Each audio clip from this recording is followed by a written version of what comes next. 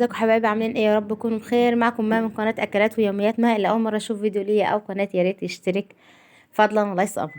وحشتوني جدا جدا جدا. والنهارده بقى فيديو كده روتين حماسي جدا جدا جدا. خلينا نقوم بقى نتنشى كده ونشوف هنعمل ايه. وزي ما انتم متعودين بدأنا بالغسيل، وللغسيل اللي ما بيخلصش كل يوم غسيل غسيل غسيل، بس مش مشكلة كل يوم عشان خاطرهم. ودخلت بقى خلصت، حطيت دورة كده شلت دورة من الغسيل وحطيت دورة تانية، ودخلت جري على المطبخ لاني كنت متأخرة في اليوم ده. وهعمل ايه؟ هعمل مكرونة بشاميل، يعني اكلة حلوة وسهلة كده وبسرعة بسرعة بسرعة، وكمان عيالي بيحبوها جدا جدا جدا، فيعني لو كلوها كل يوم مش هيزهقوا منها. المهم سلقت المكرونة وهعمل بشاميل.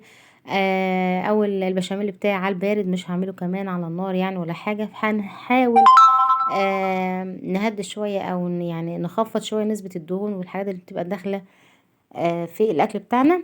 فانا عملته على البارد. عندي كمية لبن معتبرة حلو كده، يعني كيلو ونص تقريبا او 2 كيلو. انا بحب البشاميل بتاعه كتير، فعملت 2 كيلو بشاميل لبن، وحطيت عليهم حوالي 5 6 معالق دقيق، وقلبتهم على البارد، وحطيت معلقة صغيرة زبدة او سمنة اي حاجة انت عايزاها. طبعا دي احسن مما بتعملي البشاميل على النار بقى. تقلبي السمنة، تحطي السمنة قد الدقيق وتقلبي، وبعدين تحطي اللبن، فدي بتخفض او بتقللي نسبة الدهون اللي داخلالك في الاكل بتاعك. حطيته على النار لغايه ما يتقل زي ما انتم شايفين. هنقلب بسرعه بسرعه عشان ما يتكتلش معانا على النار. وبعدين هنحط بقى البهارات بتاعتنا، الملح والفلفل الاسمر، وكمان شويه مرق دجاج او قلب مرق دجاج. وطبعا عارفين تعصيجة اللحمه العاديه خالص، ببصل وفلفل، وممكن تحطي جزر مبشور. وبعد كده هنجيب بقى الصواني وهنبدأ نحط طبقة بشاميل في الصينية من تحت. هتحط طبقة حلوة يعني معتبرة كده، وبعدين هنحط طبقة مكرونة، وبعدين هننزل باللحمة ونحط طبقة مكرونة التانية دي زي طبعا الناس كلها عارفة البشاميل، بس انا بحب ايه يعني اشارككم الغدا بتاعي او انا عملت ايه في يوم او كده. وبعد كده بقى هسوي الصينية زي ما انتم شايفين، وهنزل عليها بطبقة بشاميل تاني من على الوش. هتحطي بقى بتاع ده جبنة مبشورة، ممكن تحطي بيض، ممكن تحطي اللي انت عايزاه على حسب انت ذوقك او بتحبي ايه. الجبنة البشاميل بتديها لون حلو جدا، وبتديها كمان طعم حلو، كمان بتدي مطة في البشاميل حلو. هحطها في الفرن طبعا، هحطيها على نار هادية لغاية ما تبدأ. هي طبعا كل حاجة مستوية، بس انا بحب ايه يعني اسويها برضو على نار هادية شوية، وبعدين هنطلعها. ويبقى ده غدانا النهاردة، مكرونة بشاميل. وهنعمل مثلا شوية سلطة، هنعمل نقطع خيار، اي حاجة بقى عندك يعني. عايزه يا ست تكتري شويه تحطي تعملي فراخ براحتك، بس طبعا انتوا عارفين بقى الحاجه غليت، فيعني ايه هنحاول ندبر ونوفر شويه. يعني كفايه ايه مثلا الاكله بتاعتنا في قلبها لحمه، خلاص ما نعملش حاجه تاني كده يعني. ما شاء الله. طبعا انا بحب اكلها وهي سخنه كده، يعني ما اكونش حتى بردت ثانيه، لان المكرونه البشاميل انا بحبها مولعه كده تنزل من النار. اكل منها على طول، بتبقى طعمها حلو جدا، وكمان بتبقى البشاميل بتاعها يبقى لسه ايه طري كده وحلو. ادي بقى الغدا بتاعنا النهارده يا بنات، كان حاجه بسيطه خالص وسهله جدا. طبق سلطه كده او خيار او اي حاجه. وكمان بعد ما خلصت بقى دوره الغسيل بتاعتي هخش ايه انشر. يعني بحب انشر كده ايه، يعني لما اكون خلصت بقى كل اللي ورايا وغدانا واكلنا وشربنا ابدا النشير بقى، ده مش مشكله.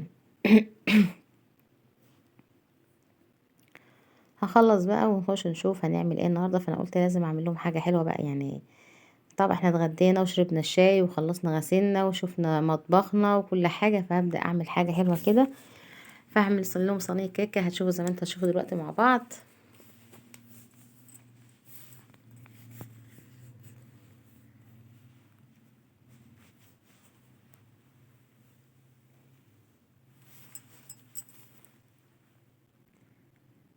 خلاص بقى هنخلص نشير ونخش على المطبخ تاني نشوف هنعمل ايه مع بعض.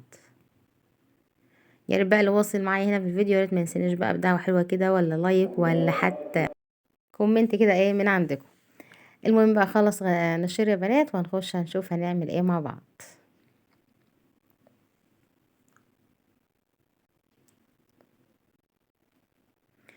ودخلنا على المطبخ دلوقتي زي ما انتم شايفين، وهنعمل صينية كيكة. كان عندي شوية موز، وكمان طلب بيضات في التلاجة، فقلت اعمل لهم صينية كيكة حلوة كده.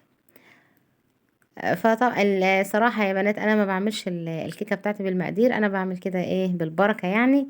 بشوف الكمية بتاعتي قد ايه او انا عايزة اعمل ايه، بس هي مقاديرها يعني عادية خالص زي اي كيكة انت بتعمليها. مثلا احط كوباية كوبايتين سكر، عليهم مثلا 4 كوبايات دقيق، عليهم كوباية ونص او كوبايتين لبن. السمك بتاعها على حسب انت، انا بحبها لينة شوية ما بحبهاش تقيلة يعني. وكمان انا الزيت برضو ما بحط الزيت كتير، بحط حوالي نص كوباية زيت، مش اكتر. وكيسين فانيليا او 3 اكياس فانيليا على عدد البيض اللي عندك. انا 3 بيضات حطيت، هتحط 3 اكياس فانيليا او كيسين فانيليا، ده على الاقل يعني. وبعدين حطيت كل المكونات ديت وشويه كمان وشويه خل صغيرين، وحطيت كل المكونات ديت في الخلاط وهنضربهم في الخلاط. ما عندكيش او مثلا ما عندكيش خلاط او مش عايزه تعملي في الخلاط، اضربي بمضرب، اي مضرب سلك عندك، بتبقى نتيجه حلوه جدا، وبتبقى كمان هشه حلوه. مجرد بس ما تبقي يعني تدوبي السكر مع بعضه. طبعا انا كنت داخله الدقيق وهنحط عليهم بقى، هنبدا نصب الخليط بتاعنا. طبعا الموز حطيتيه مع اللبن مع السكر مع الزيت مع الفانيليا مع كل الحاجات ديت، وضربته مع البيض وحطيتيه في الخلاط وضربته كله في قلب بعضه. ممكن تضربي الموز وممكن تقطعيه حلقات زي ما انا كنت مقطعاه كده، وتحطيه في العجينه نفسها او في الكيكه نفسها بقى قبل ما تدخليها الفرن. يعني تقلبيهم مع بعض وتحطهم في الصينيه، بتبقى برضو حته الموز في قلب الكيكه وتبقى طعمها حلو قوي. نزلت كده بقى يا بنات بكمية الخليط بتاعي، وبعدين هنحط عليهم الدقيق وكمان كيس بيكنج باودر. وهنقلب كله مع بعضه على لغاية ما يمتزج مع بعضه، يبقى يديك السائل اللي انت عايزاه او القوام اللي انت عايزاه. زي ما قلت لكم انا بحبهاش تقيلة، انا بحبها خفيفة، بتبقى طالعة طرية قوي وكمان هشة جدا.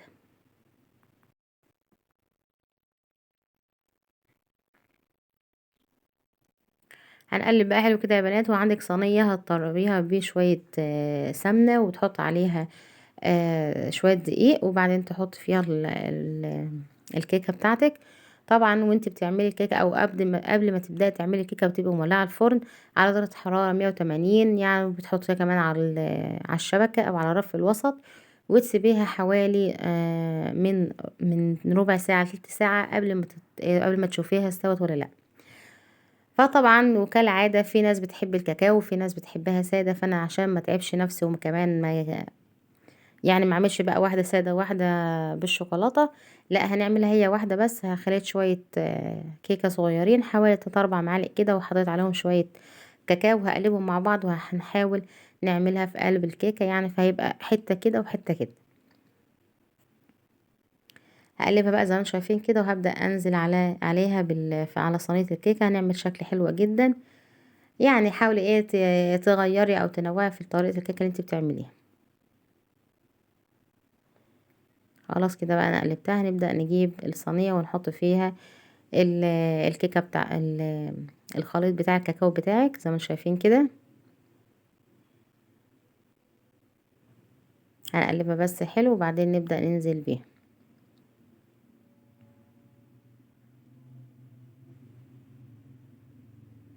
الرسمة دي بقى يا بنات هتديكي شكل قلبي يعني. هتشوف دلوقتي هنعمل ايه مع بعض بخلة سنان او بعصاية شوش طاووق او بأي شوكة او بأي حاجة، وهتبدأي او حتى بالسكينة، وهتبدأي تعملي بيها الخطوط اللي انا هوريها لك دلوقتي. كانت شكلها حلو جدا، وكمان كانت من جوه كمان حتة بني وحتة بيضة. هننزل بقى كل الخليط ده وهنبدأ نعملها مع بعض.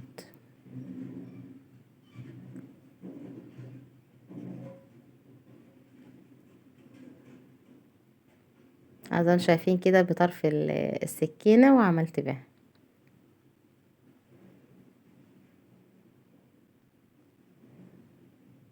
وهندخلها بقى الفرن. وادي شكل الكيكة بعد ما طلعت ما شاء الله، كانت جميلة جدا وطرية جدا جدا جدا. وكمان شكل الرسمة بتاعتنا يعني ما راحتش ولا اي حاجة، ما شاء الله جميلة وطرية وكانت هشة جدا وطعمها حلو قوي. كمان الموز كان طعمه باين فيها. هوريكم قطعة دلوقتي كانت حلوة قوي، يعني يا رب حتى جربوها وتعجبكم طريقتي. ما شاء الله شايفين بقى الكيكة ما شاء الله جميلة خالص وهشة خالص اهيت. بعد بقى ما خلصنا كيكة هنخش اوريكم بقى المطبخ. انا خلصت شطبته كله وغسلت المواعين ويكون بكده الفيديو بتاعي خلص. اشوفكم على خير فيديو جديد، ومع السلامة.